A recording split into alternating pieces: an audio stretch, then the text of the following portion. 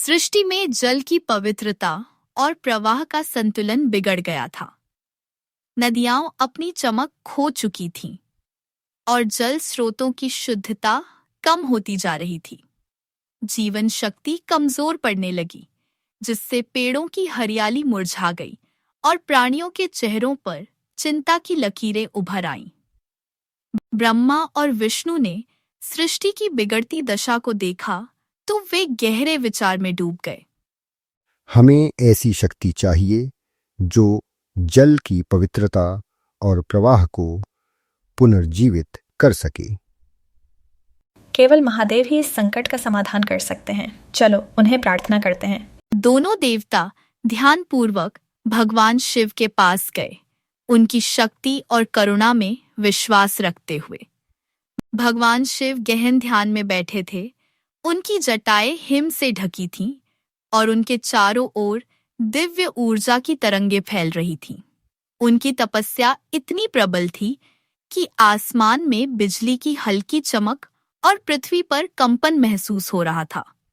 शिव की साधना से एक अद्भुत शक्ति का जन्म हुआ, जो जल के संतुलन को पुनः स्थापित करने वाली थी। शिव ने एक अनोखा रूप धारण किया, गंगाधर। उनकी जटाओं में गंगा नदी की निर्मल धारा बंधी हुई थी और जैसे ही वह धारा उनकी जटाओं से पृथ्वी पर उतरी, सृष्टि के जल स्रोत पुनः शुद्ध और जीवंत हो गए। गंगा की कलकल करती धारा फैलती गई, हर नदी, तालाब और झरने को अपनी पवित्रता से भरती रही।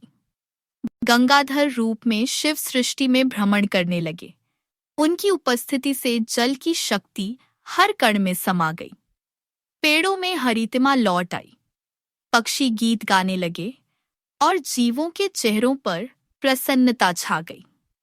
जल का प्रवाह संतुलित हुआ और जीवन शक्ति पुनः जागृत हो गई। यह गंगाधर रूप सृष्टि में जल की पवित्रता और प्रवाह का प्रतीक है। यह गंगाधरेश्वर लिंग हमेशा जीवन शक्ति और शुद्धता का स्मरण कराएगा। ब्रह्मा और विष्णु ने शिव के गंगाधर रूप के दर्शन किए और उस स्थान को पवित्र तीर्थ घोषित किया।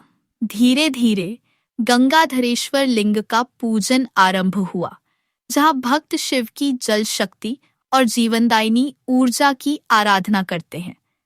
यह कहानी आज भी सिखाती है कि भगवान शिव सृष्टि में जल की पवित्रता और जीवन शक्ति की स्थापना करते हैं। गंगाधरेश्वर लिंग केवल एक पूज्य स्थल नहीं, बल्कि पवित्रता, जीवन और शिव की शक्ति का प्रतीक बन गया है। हर भक्त वहां जाकर यही अनुभव करता है कि जल की शुद्धता सृष्टि को पोषित करती है और शिव की करुणा सदा हमारे साथ है।